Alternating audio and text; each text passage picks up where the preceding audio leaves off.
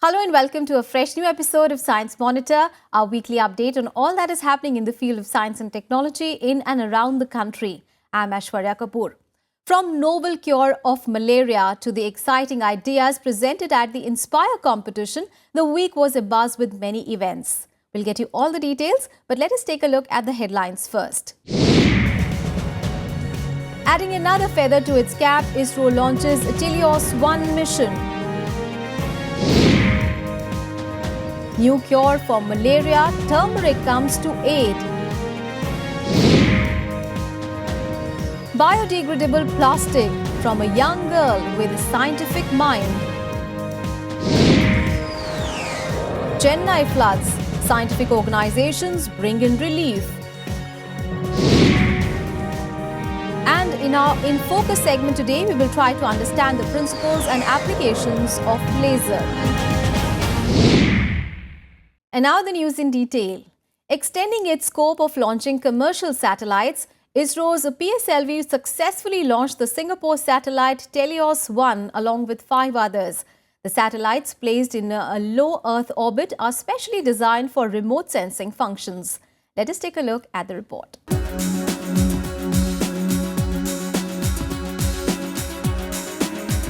Following its many contributions to space science, the Indian Space Research Organisation scripted another success story with the launch of Telios-1.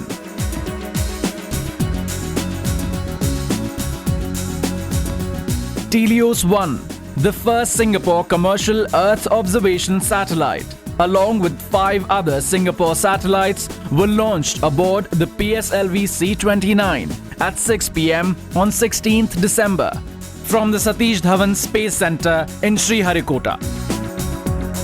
While the primary payload, Telios-1 satellite built by ST Electronics, weighs about 400 kgs, the other 5 satellites include 2 microsatellites and 3 nanosatellites. These include Velox C1, a tropical weather monitoring satellite using GPS radio occultation technology. Velox 2, with advanced inter-satellite communication payload built by Nanyang Technological University. Kentridge 1, a hyperspectral imaging satellite. And Galaxia satellite built by National University of Singapore. And the remote sensing tech demonstrator AthenoXat-1, built by Microspace Rapid Private Limited. The satellites, specially designed for remote sensing applications, have been launched into a low Earth 550-kilometer circular orbit, inclined at 15 degrees to the equator. The launch, which followed a 59-hour countdown, marked the 32nd flight of PSLV and also its 50th launch vehicle mission. Along with launching of the Singapore satellites, ISRO also used the opportunity to test the 4th stage of its PSLV rocket, and this test was also a success. The 4th stage testing will help ISRO in launching multiple satellites with a single rocket to place them in different orbits.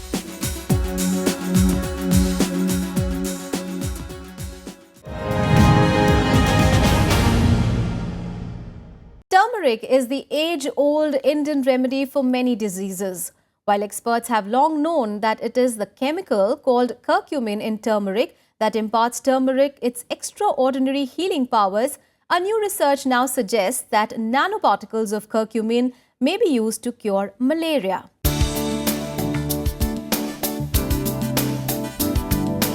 Turmeric for centuries has been an integral part of traditional Indian medicine. From common household remedies to treat inflammation, to modern medicine to treat cancers. Turmeric has been found to be beneficial for its unique properties. Turmeric derives its special therapeutic and anti-infectious properties from one of its constituents called curcumin. While curcumin is known to have anti-parasite effects against many protozoans, including malaria-causing Plasmodium falciparum. researchers have now come up with a promising new cure for malaria using curcumin. The study comes from a group of researchers from the Indian Institute of Science, Bose Institute, Kolkata, and the University of Pune under the leadership of Professor Avdesha of IISc. The new cure uses an intracellular, that is within the cell, drug delivery mechanism and involves the administration of nanotized curcumin orally to clear the pathogens. The researchers have developed a method to pulverize curcumin to create nanoparticles of curcumin measuring 20 to 50 nanometers in diameter. The nanoparticles are then used orally as an anti-malarial therapy. Our group is not only interested in using it against certain model cancer, cancer models I will say, but was also interested in understanding its mechanism of action. And in addition to that, we have developed, curcumin as a molecule is prone to destruction. Experimenting on mice, experts have observed that nanoparticles of curcumin are safe, easily absorbed by the infected cells and increases the survival rate of infected mice. While nanotized curcumin can be stored safely for long periods, it is also seen to prevent the onset of pathological symptoms like ataxia, convulsions and hypothermia. Compared to the conventional drugs which require higher dosages to tackle the problem of drug resistance, this method is easy to administer, does not require a carrier and helps maintain high concentrations of the drug within the red blood cells, releasing it in a controlled manner to wipe out pathogens. The study that has been published in the International Journal of Nanomedicine holds immense therapeutic potential to cure malaria and offers scope of nanotizing other natural substances to develop new cures.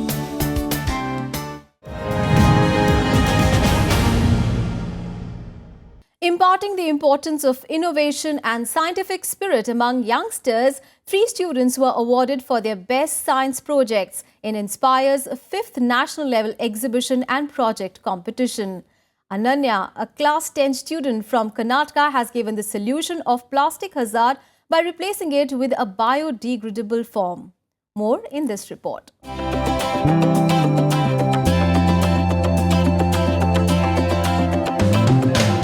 When the first India International Fair drew to a close, there was much to cheer about.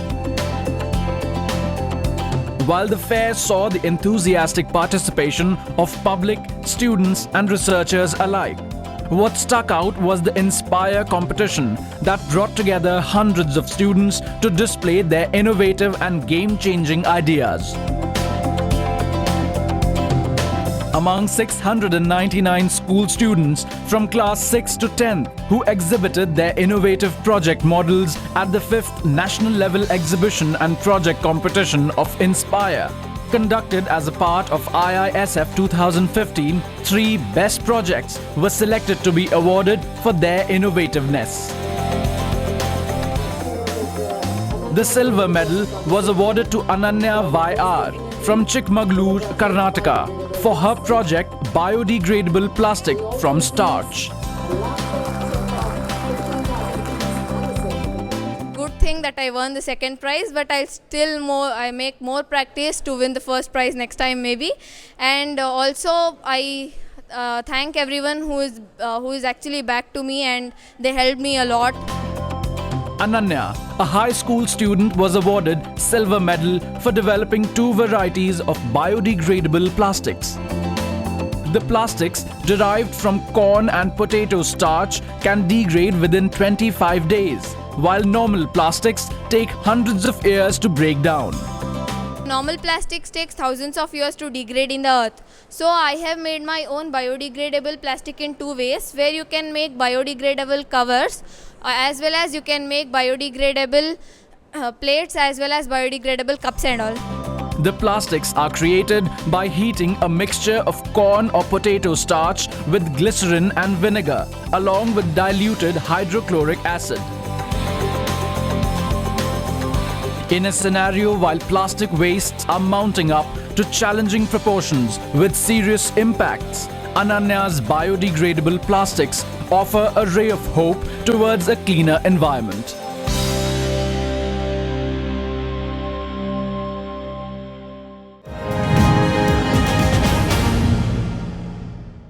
Chennai is slowly recovering from the nightmare of unexpected rains and floods. While private and government organizations are pooling together resources to bail out the affected, safe drinking water remains a major issue. For this, many science and research organizations have come forward to distribute water filters at various places to minimize the onset of epidemics after the floods. The unexpected floods that recently drowned Chennai has left the city in shambles. While citizens try to reclaim their lives, many challenges remain yet to be addressed. With drinking water mixing up with flood waters and contaminating the same, one of the crucial issues that needs immediate attention is making clean and drinkable water available to the affected. Addressing this need is the research institutions under the aegis of the Council of Scientific and Industrial Research, who have taken up the task of distributing different types of water filters among the public. Towards this, the affordable TerraFill water filters developed by the CSIR Institute of Mineral and Material Technology, Bhubaneswar, is coming as a great relief to the flood affected. The filter media used in the setup consists of pottery clay, sand and wood sawdust, which can filter out almost all kinds of impurities from water. The TerraFill water filters can clean 15 to 20 liters of water in an hour without depending on electricity, and finds great application in households and community centers. At the same time, researchers of CSIR's Central Salt and Marine Chemicals Research Institute have come up with an ultra filter capable of filtering 700 liters of water per hour without electricity. The ultra filters, which prevent wastage of water, has been installed in the community centers and schools across Chennai and comprise a 0.23 micron membrane. Before installing this plant, we had water in the school, but it was very contaminated, and the school all the time they used to say that there's shortage of water. But after the floods, most of the water was getting contaminated, and there was no pure water available. Even there was flood all over the place, but there is no water pure that we could use. After this installation of this plant, now the school is being reporting that all the time we can get pure water, and the one main advantage about this is that it won't work. It will work without electricity. So we can save electricity, energy, and many things have been conserved because of this plant. Along with these initiatives, Neer-Zar, the easily installable water purification system developed by CSIR's National Environmental Engineering Research Institute, is proving to be of much help in the flood-affected areas. CSIR's premier laboratory, Central Leather Research Institute, has played a major role in the distribution of these water filters. The services extended by these research laboratories are going a long way in providing clean drinking water to the public and preventing waterborne epidemics.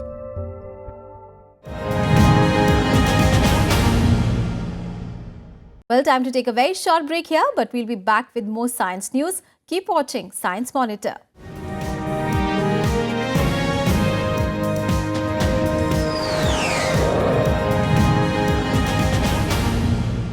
Welcome back. After the break, you're watching Science Monitor.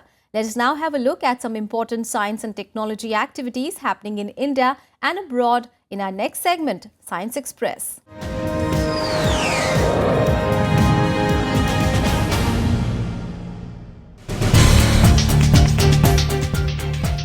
With the aim of understanding the properties and changing nature of fog in Delhi, a special winter fog campaign was conducted at the Indira Gandhi International Airport recently. The campaign, jointly organized by the Indian Meteorology Department, Ministry of Earth Sciences and Indian Institute of Tropical Meteorology, also aimed at studying the behavior of clouds related to fog formation so as to enable advanced fog prediction in the coming days.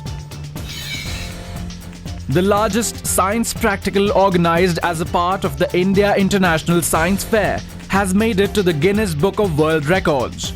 2,000 students participated in this experiment, which makes it the biggest group effort till date. The announcement was made during a press conference at IIT Delhi, which was attended by Professor Ashutosh Sharma, Secretary, Department of Science and Technology, Dr. Vijay P. Bhatkar, President Vigyan Bharati, and many others.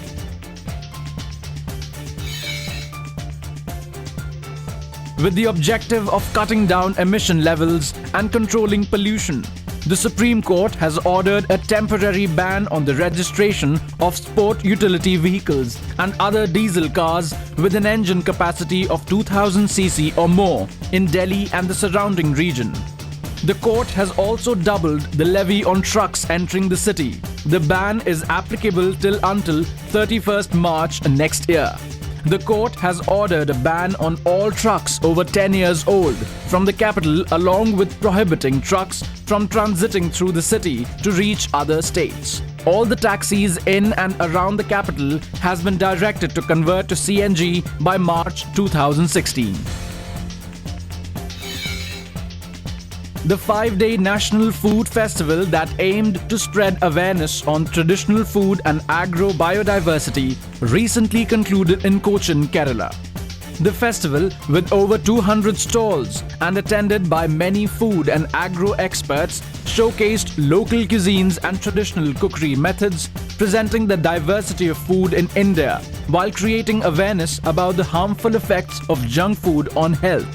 The highlights of the fest included the local dishes made from indigenous producers by the villagers, dishes prepared with uncooked vegetables, tribal food, and a variety of jackfruit items.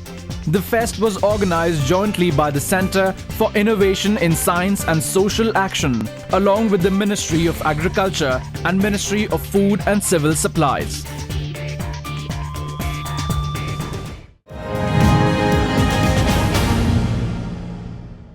Since its discovery in 1960, lasers have found uses in multifarious fields ranging from scientific and military to medical and commercial applications.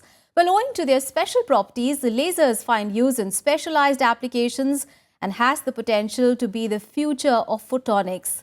Join us as we trace the history, evolution and applications of lasers in today's In Focus segment.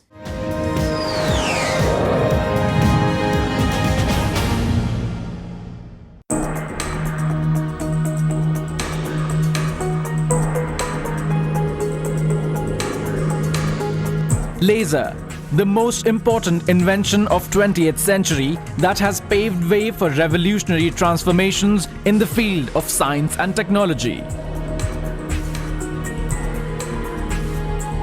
Finding applications in wide variety of fields, ranging from laser surgery to laser research. Today, laser has become a popular household name. What is laser? Laser is the acronym for Light Amplification by Stimulated Emission of Radiation. A laser is a device that emits light through a process of optical amplification based on the stimulated emission of electromagnetic radiation. Laser was discovered on 16th May 1960 by Theodore Harold Maiman at Hughes Research Laboratories in California. Maiman created the first lasers using ruby as a laser medium, and hence it was called ruby lasers. It is interesting to note that discovery of laser was preceded by the discovery of maser. Maser was discovered in 1953 by Charles Hard Towns of Columbia University.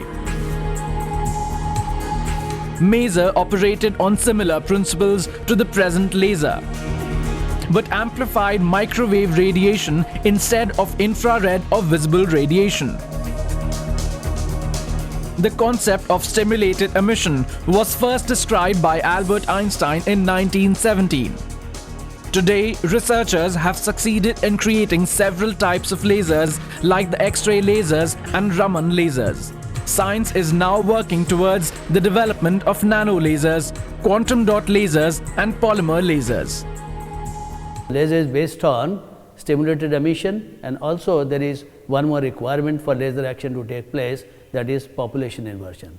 And for any laser medium, there are three important essential components. One is an active medium which provides atoms, molecules and ions for the lasing action. Second is a pumping source which leads to population inversion, and third most important is cavity resonator. Today, laser finds application in a wide range of fields and to accomplish tasks which were once considered impossible. Lasers are widely used in healthcare sector, especially in eye surgeries, dentistry and treatment of disorders related to eyes, nose and throat. Lasers are also used to remove kidney and gallbladder stones and surgeries to treat cancer. Various types of lasers used in healthcare include the excimer laser, carbon dioxide laser, pulse dye laser, diode laser, neodymium YAG laser, holmium YAG laser and free electron laser. Lasers are largely used in industries for cutting and welding metals. Lasers are used to even drill through some of the hardest elements like diamond. Lasers also find application in defense and warfare. Laser rangefinders are used in war zones to target enemy tanks, besides being used in fighter planes to accurately measure the distance from the target. Laser has brought in a revolution in the field of information technology with the use of fiber optics cables. Lasers are also used in environmental and climate studies. Laser radars, called LiDARs, find immense application in the area of climate-related studies, especially to understand the nature of dust and other particles present in the atmosphere. Well, in daily life we see that outside the clinics we see the boards, that is laser surgery. Eye surgery is being performed, LASIK surgery, and also in medical science it finds applications. For this we use carbon dioxide laser, niobium YAG laser, holmium YAG laser, and so on and so forth. Besides industry, it has applications in agriculture, in daily life, and defense, and in space, and energy applications, and so on and so forth. While lasers find highly specialized applications owing to their properties, they also find applications in our daily lives. Lasers are used to scan the barcodes of commonly purchased articles like food packets and books, the details of which are then displayed on a computer screen. Music, graphics and movies are burned to CDs and DVDs using lasers, and the lasers are also used to play them. The same lasers are used to create holograms, which are used on credit cards and batteries of mobile phones for security purposes. Laser shows for entertainment are also fast gaining popularity. The special graphics and 3D images created using lasers are much attractive and fascinating. It would be apt to say that today no field is left untouched by the magic touch of lasers.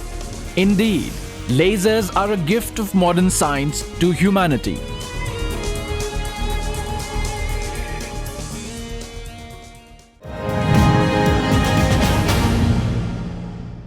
Well, that is all for this episode of Science Monitor. Do tell us, how do you like our program? Well, you can send in your feedback and suggestions. Our email ID is news@vigyanprasar.gov.in. You can also write in to us at Vigyan Prasar C24, Qutub Institutional Area, New Delhi 110016. Well, that is all for today, but we'll be back with fresh news stories on science and technology again next week. Till then, keep watching Rajya Sabha TV. Bye-bye.